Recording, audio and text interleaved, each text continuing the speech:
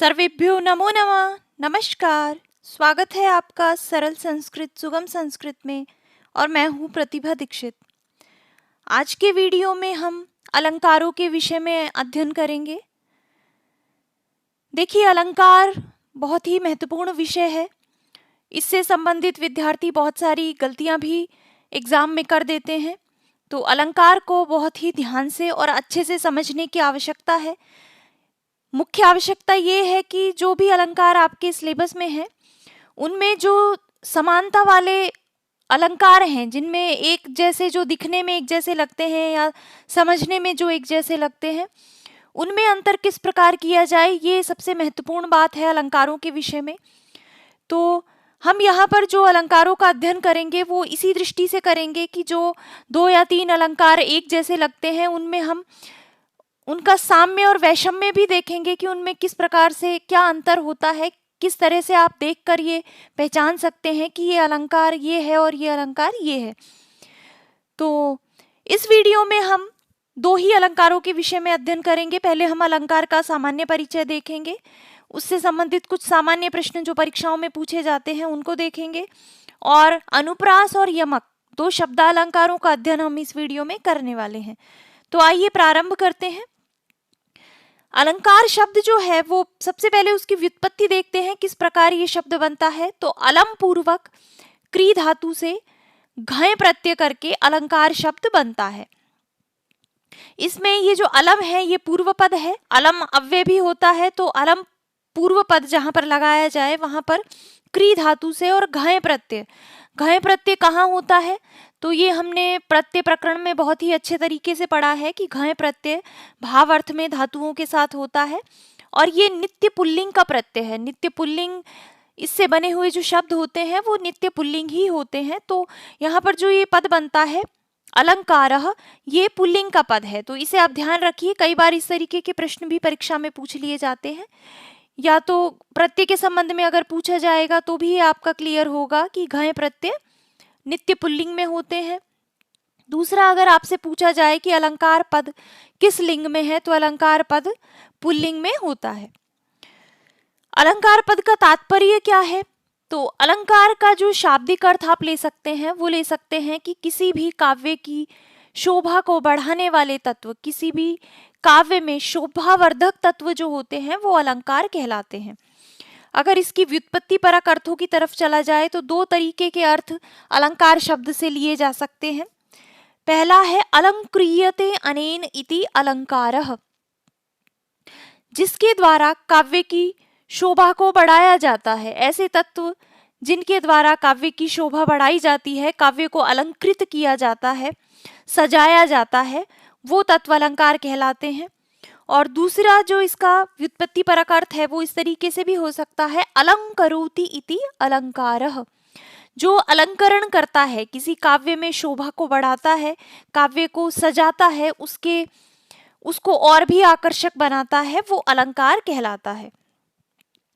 तो संक्षिप्त रूप से सरल शब्दों में आप ये कह सकते हैं कि किसी भी काव्य में, किसी भी रचना में उसके उत्कर्ष को बढ़ाने वाले, उसकी शोभा को बढ़ाने वाले जो तत्व हैं वो अलंकार कहलाते हैं। अलंकार के विषय में बहुत सारे विद्वानों ने, बहुत सारे आचार्यों ने अपनी अपनी परिभाषा दी है, जिनमें से हम 2 मुख्य परिभाषाओं को यहाँ पर हम देखते हैं। जिनमें से 2 मुख्य आचार्यों की परिभाषाएं हम यहाँ पर देखेंगे। इनके संबंध में मुख्यतः प्रश्न पूछे जाते हैं परीक्षा में। तो सबसे पहले बात करते हैं दंडी के विषय में। दंडी ने अपने ग्रंथ काव्यादर्श में अलंकारों के विषय में लिखा है, काव्य शोभाकरान धर्मान अलंकारान प्रचक्षते। काव्य की शोभा को बढ़ाने वाले, शोभा को करने वाले जो धर्म हैं वो अलंकार कहलाते हैं। तो दंडी काव्य की शोभावर्धक तत्वों के रूप में अलंकारों को स्वीकार करते हैं। दूसरी मम्मट की महत्वपूर्ण परिभाषा है। मम्मट कहते हैं, हारादिवत अलंकारा ते अनुप्रासोपमादयः, कि हार आदि के समान अलंकार होते हैं, और वो कौन कौन से हैं, अनुप्रास और उपमा आदि। तो हार आदि से इनका क्या तात्पर्य है, इनका तात्पर्य ये है कि जिस प्रकार कोई तरुणी स्त्री है, कोई युवती है, वो भले ही कितनी भी सुंदर हो, बहुत सुंदर स्त्री है, लेकिन जैसे ही वो हार आदि आभूषण धारण कर लेती है तो उसकी सुंदरता में और चार चांद लग जाते हैं, वो और भी ज्यादा आकर्षक सुंदर दिखाई देती है। तो जैसे कोई हार आदि किसी स्त्री की, किसी तरुणी की, युवती की शोभा को बढ़ा देते हैं, उसको और अधिक आकर्षक और सुंदर बना देते हैं, उसी प्रकार जो अलंकार हैं वो हार आदि के समान होते हैं। वो काव्य की शोभा को बढ़ाने वाले, उसके आकर्षण को बढ़ाने वाले, काव्य को और अधिक आकर्षक बनाने वाले होते हैं। और वो कौन से अलंकार हैं? अनुप्रास, उपमा आदि। तो ये अलंकार की मुख्य परिभाषाएं हैं। अब अगर बात करें अलंकार के आदि आचार्य के बारे में कि कौन इसके प्रथम आचार्य माने जा सकते हैं, तो अलंकार के आदि आचार्य के रूप में भामह का नाम सामने आता है।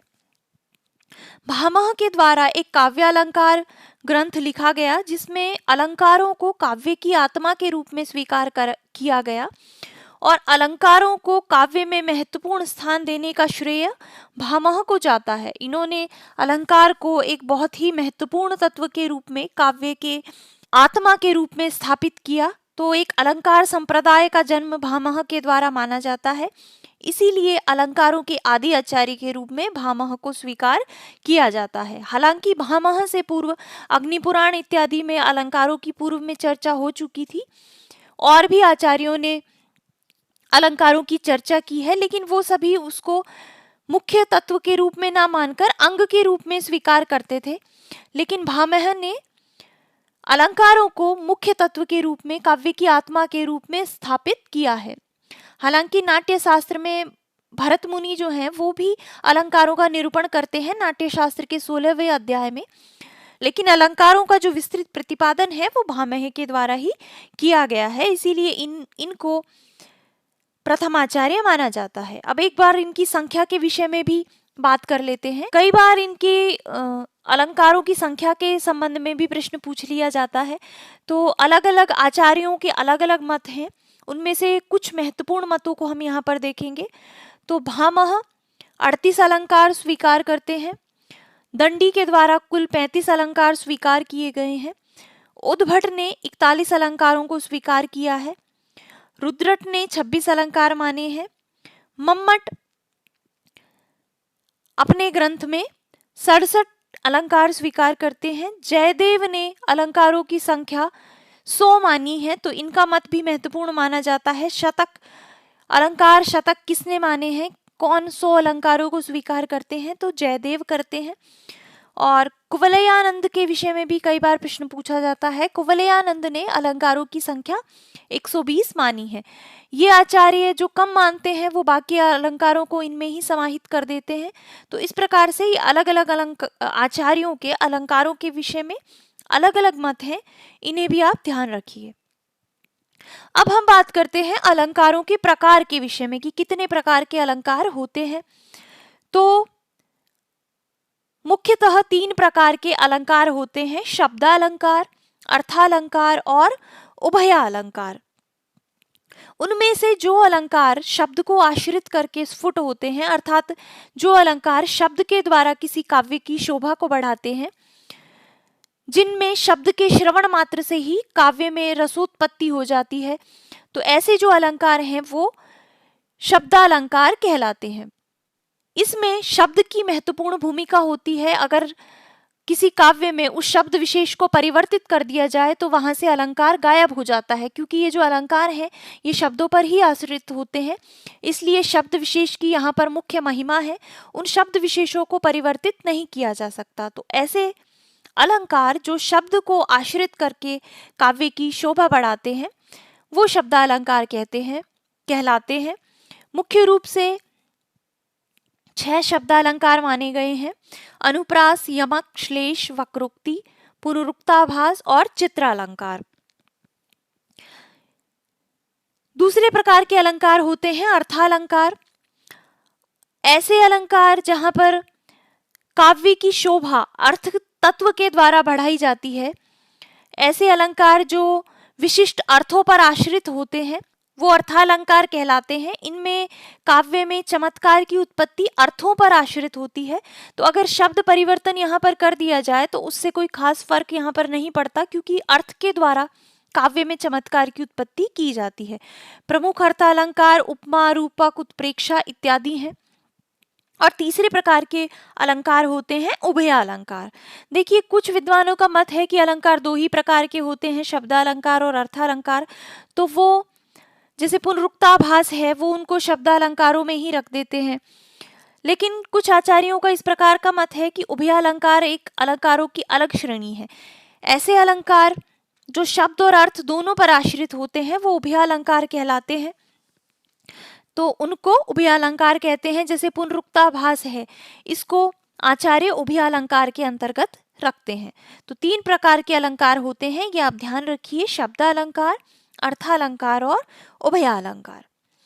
तो इस वीडियो में हम शब्दालंकार के अंतर्गत 2 महत्वपूर्ण और प्रारंभिक अलंकारों अनुप्रास और यमक के विषय में अध्ययन करेंगे। इसके अतिरिक्त इन दोनों में क्या वैषम्य है, इनकी क्या विषमता है। चूंकि ये दोनों शब्दालंकार हैं तो आपको पद्य का अगर अर्थ नहीं भी आता तो भी आप शब्द देखकर इन अलंकारों को पहचान सकते हैं। लेकिन परीक्षा में आप कंफ्यूज ना हो कि किस में अनुप्रास है और किस में यमक है, तो यहाँ पर जो इनके अंतर्गत भेद है उसके बारे में भी हम यहाँ पर बात करेंगे। देखिए, अलंकारों से संबंधित 2-3 तरीके के प्रश्न आपसे पूछे जा सकते हैं। एक तो अलंकार से संबंधित सामान्य प्रश्न पूछे जा सकते हैं, जो इनका सामान्य परिचय है, जैसे कि अलंकार शब्द में कौन सा प्रत्यय है, इस तरीके के प्रश्न होते हैं।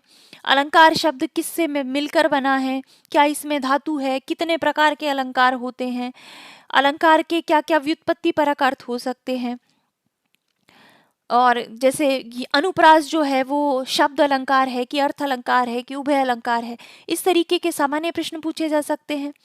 दूसरे तरीके के प्रश्न होते हैं कि आपसे अलंकारों के लक्षण पूछे जाएं। लक्षण से संबंधित प्रश्न भी देखे जाते हैं परीक्षा में। जैसे आपको या तो इस तरह से दे दिया कि यहाँ पर खालिस्तान कर दिया और ये दे दिया, आप पूछेगा कि बताइए ये कौन से अलंकार का लक्षण है, या फिर इस लक्षण में यहाँ से आपको हटा दिया और खालिस्तान की पूर्ति आपसे करवा सकता है। तो आपको अलंकारों के लक्षण भली भांति याद होने चाहिए। और तीसरे प्रकार के जो मुख्यतः पूछे जाने वाले प्रश्न हैं वो इस तरीके के होते हैं कि आपको कोई पद्य दे दिया जाए और उसमें आपसे पूछा जाए कि इसमें कौन सा अलंकार है, बताइए। तो आपको दोनों ही चीजें अच्छे से यहाँ पर पढ़नी है। एक तो अलंकारों के लक्षण आपको याद रखने हैं, मुख्यतः साहित्य दर्पणकार के अनुसार लक्षण पूछे जाते हैं, तो उनका अध्ययन हम यहाँ पर करेंगे। आपको ये अच्छे से याद होने चाहिए। और दूसरे जो महत्वपूर्ण उदाहरण हैं जो बार बार परीक्षाओं में पूछे जाते हैं, उन्हीं को मैंने यहाँ पर लिखा है। तो आप इन उदाहरणों को अच्छे से याद रखिए कि कौन सा उदाहरण कौन से अलंकार का है। तो बात करते हैं अनुप्रास अलंकार के विषय में। अनुप्रास अलंकार का लक्षण देते हुए विश्वनाथ साहित्य दर्पण में लिखते हैं, अनुप्रासः शब्द साम्यम वैषम्ये अपि स्वरस्ययत्, कि अनुप्रास अलंकार कहाँ होता है, जहां पर शब्दों का साम्य हो, शब्दों की समानता हो, लेकिन वैषम्ये अपि स्वरस्ययत्, लेकिन स्वरों की समानता आवश्यक नहीं है, स्वरों की विषमता भी हो सकती है। तो अगर आप सरल शब्दों में समझना चाहें तो जहां पर वर्णों की समानता हो, वर्णों की आवृत्ति हो, कोई भी वर्ण बार बार आए। अब वर्ण में व्यंजन और स्वर दोनों आते हैं, लेकिन अनुप्रास में स्वर के विषय में कोई नियम नहीं है। स्वर की आवृत्ति हो भी सकती है और नहीं भी हो सकती, लेकिन व्यंजन की आवश्यक रूप से यहाँ पर आवृत्ति होती है। तो जिस पद्य में व्यंजन वर्णों की आवृत्ति होती है, बार बार वही व्यंजन वर्ण दोहराए जाते हैं, उनकी समानता होती है, ऐसा जो अलंकार है वो अनुप्रास अलंकार कहलाता है। जैसे इसका उदाहरण देखते हैं, लता कुंजम गुंजन मद वदली पुंजम चपलयन समालिंगननंगम द्रुततरमनंगम प्रबलयन मरुन मंदम मंदम दलित मरम मरविंदम तरलयन रजोवृंदम विंदनम किरति मकरंदम दिशि दिशि। तो इसमें आपको अर्थ मालूम हो या आवश्यक नहीं है, आप इस पद्य को देखकर ही पहचान सकते हैं कि इसमें अनुप्रास अलंकार का प्रयोग हुआ है। देखिए इसमें प्रथम पंक्ति में ये जो य और ज वर्ण है इनकी बार बार आवृत्ति हुई है, कुंज में, गुंज में, पुंज में। दूसरी पंक्ति में लिंग, अनंग, मनंग, इन पदों में जो अंग पद है, अंग जो वर्ण समुदाय है, इसकी बार बार आवृत्ति हुई है। इसी प्रकार तीसरी पंक्ति में मंद, मंद, विंद, इनमें न और द इस व्यंजन समुदाय की आवृत्ति हुई है। और चौथी पंक्ति में रजो वृंदम, विंदन, किरति, मकरंदम, दिशि दिशि, तो इसमें भी न द, न द, न द इन वर्णों की आवृत्ति हुई है। तो इस प्रकार से आप देख सकते हैं कि इसमें भिन्न भिन्न वर्ण समुदायों की व्यंजनों की आवृत्ति हुई है। अब इसमें दो तरीके की चीजें हो सकती है, या तो एक ही जैसे न और द पूरे इसी वर्ण समुदाय की पूरे पद्य में आवृत्ति हो जाए, या फिर अलग अलग की भी हो सकती है, लेकिन इसमें वर्ण समुदाय की व्यंजनों की बार बार आवृत्ति होती है। देखिए अनुप्रास अलंकार के प्रकारों से संबंधित, इसके भेद से संबंधित प्रश्न भी कई बार पूछ लिया जाता है, तो यहाँ पर हम इसके प्रकारों की बात करते हैं। अनुप्रास अलंकार जो है वो 5 प्रकार का होता है। छेकानुप्रास, वृत्त्यानुप्रास, श्रुत्यानुप्रास, अंत्यानुप्रास और लाटानुप्रास। अब ये क्या क्या होते हैं? तो एक तो इसमें ये सामान्य बात है कि इसमें वर्ण समुदाय की व्यंजनों की आवृत्ति होगी, लेकिन इनमें भिन्नता क्या है? तो देखिए सबसे पहले बात करते हैं छेकानुप्रास के विषय में। छेकानुप्रास में किसी व्यंजन समुदाय की एक ही बार आवृत्ति होती है। यहाँ पर व्यंजन समुदाय का तात्पर्य है कि एक से अधिक व्यंजन की, 2 हो सकते हैं, 2 से ज्यादा भी हो सकते हैं, तो 2 से अधिक वर्णों की, 2 या 2 से अधिक वर्णों की एक ही बार आवृत्ति होती है। जैसे उदाहरण से समझते हैं, आदाय बकुल गंधानंधी कुर्वन पदे पदे भ्रमरान। तो यहाँ पर ये जो गंध और अंध इन पदों की, इसमें न और ध इन व्यंजन समुदायों की एक बार आवृत्ति हुई है, अर्थात एक बार ये आया है और एक बार ही इसकी आवृत्ति हुई है। इसी प्रकार पदे पदे, इसमें भी एक बार आवृत्ति हुई है। तो जहां पर व्यंजन समुदाय की केवल एक बार आवृत्ति होती है वो छेकानुप्रास होता है। दूसरा अनुप्रास का भेद है वृत्त्यानुप्रास। वृत्त्यानुप्रास क्या होता है?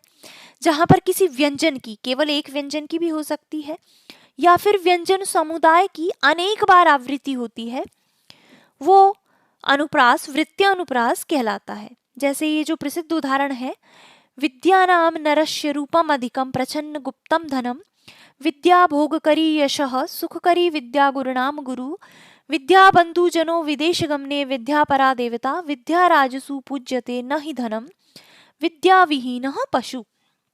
तो इसमें जो ये विद्या व्यंजन समुदाय है, विद्या जो वर्ण समुदाय है आप ये कह सकते हैं, क्योंकि यहाँ पर स्वरों की आवृत्ति भी लगातार हो रही है, इसकी बार बार आवृत्ति हुई है। तो अगर सिर्फ 2 ही बार इसकी आवृत्ति, मतलब सिर्फ एक ही बार आवृत्ति होती, 2 बार ही ये पद आता, तो यहाँ पर छेकानुप्रास हो जाता, लेकिन बार बार हर पाद के अंतर्गत इस पद की आवृत्ति हुई है, तो ये कहलाएगा वृत्त्यानुप्रास।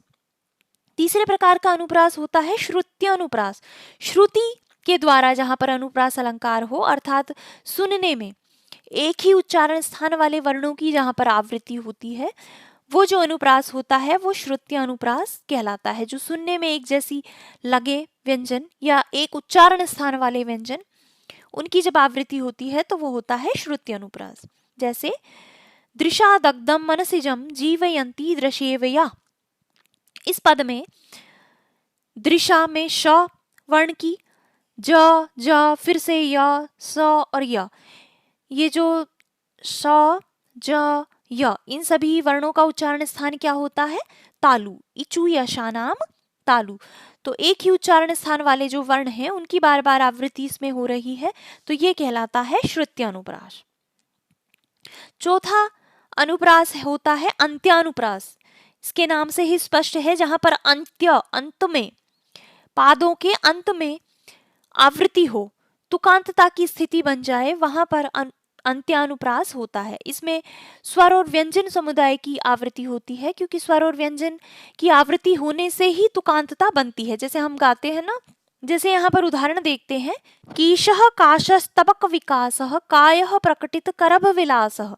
तो इसमें देखिए बोलने में विकासः विलासः इस प्रकार से आवृत्ति हो रही है स्वर व्यंजन समुदाय की, और इसमें तुकांतता की स्थिति बन रही है। इसी प्रकार चक्षुर्दग्ध वराट कल्पम त्यजति न चेतः कामम अनल्पम। तो कल्पम अनल्पम इनमें भी आवृत्ति हो रही है, तुकांतता हो रही है।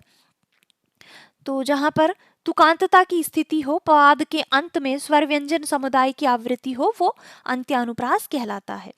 और पांचवें प्रकार का अनुप्रास होता है लाटानुप्रास, जिसमें शब्द और अर्थ दोनों की आवृत्ति होती है लेकिन तात्पर्य भिन्न होता है, वो होता है लाटानुप्रास। जैसे नयने तस्येव नयने च, इसमें शब्द और अर्थ दोनों की आवृत्ति हो रही है लेकिन भावार्थ अलग है। इस नयन शब्द का भाव अलग है और इस नयन शब्द का भाव यहाँ पर अलग है। तो जहाँ पर शब्दार्थ की आवृत्ति हो लेकिन भाव भिन्न भिन्न हो, तात्पर्य भिन्न भिन्न हो, वहां पर लाटानुप्रास अलंकार होता है।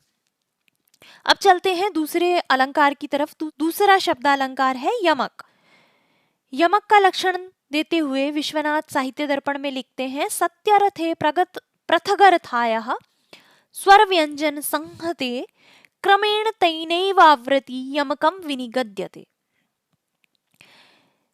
अर्थात जहां पर स्वर और व्यंजन संहते, स्वर और व्यंजन समुदाय की आवृत्ति होती है, और कैसी आवृत्ति, क्रमेण तैनैवावृति, क्रम से उनकी स्वर और व्यंजन समुदाय की आवृत्ति होती है। और अगर सत्यर्थे, अगर वो अर्थवान है, तो पृथक अर्थाया, उन दोनों का अर्थ पृथक पृथक होना चाहिए। अर्थात इसमें स्वर और व्यंजन समुदाय दोनों की आवृत्ति होती है और क्रम से आवृत्ति होती है, अर्थात एक के बाद दूसरा इस तरह से लिखे हुए होते हैं समान शब्द। और अगर दोनों ही शब्द सार्थक हैं, दोनों ही शब्दों का कोई अर्थ निकल रहा है, तो दोनों का अर्थ भिन्न भिन्न होना चाहिए, एक जैसा अर्थ नहीं होना चाहिए। अब देखिए इसमें चार महत्वपूर्ण बातें हैं। पहली बात तो ये है कि इसमें स्वर और व्यंजन समुदाय इनकी आवृत्ति होती है, दोनों की आवृत्ति होती है। दूसरी बात है इसमें क्रम से आवृत्ति होती है, अर्थात लगातार दो शब्द लिखे रहते हैं, जैसे नव पलाश पलाश वनम पुरः। तो पलाश और पलाश इनकी क्रम से आवृत्ति हुई है, इनके बीच में कोई दूसरा शब्द नहीं है, लगातार ये दोनों शब्द आए हैं, तो ये होती है क्रम से आवृत्ति। तीसरी बात यहाँ पर होती है कि दोनों शब्दों का पृथक पृथक अर्थ होना चाहिए।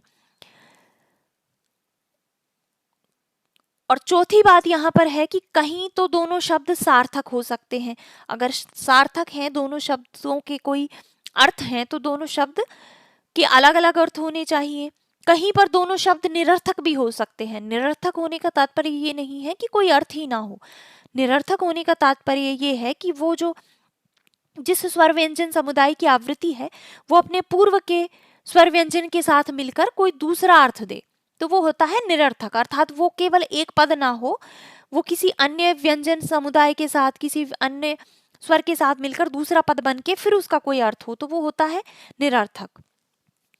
तीसरी बात यह है कि कहीं पर एक शब्द सार्थक हो सकता है और दूसरा शब्द निरर्थक हो सकता है। देखिए उदाहरण के माध्यम से इसको स्पष्ट करते हैं। यमक का प्रसिद्ध उदाहरण है, नव पलाश पलाश वनम पुरः स्फुट पराग परागत पंकजम मृदु लतांत लतांत मकल अलोकयत स सुरभिम सुरभिम सुमनो हरई। यहाँ पर जो ये प्रथम पाद है, पलाश पलाश वनम पुरः, यहाँ पर क्रम से आवृत्ति हुई है स्वर व्यंजन समुदाय की, पलाश पद की क्रम से आवृत्ति हुई है। तो यहाँ पर ये जो पलाश है पूर्व का, इसका तात्पर्य है नए नए किस लय, और जो दूसरा वाला पलाश है इसका तात्पर्य है पलाश वन। तो दोनों सार्थक शब्द हैं, दोनों के अर्थ निकल रहे हैं, अर्थात किसी दूसरे में मिलके अर्थ नहीं निकल रहा।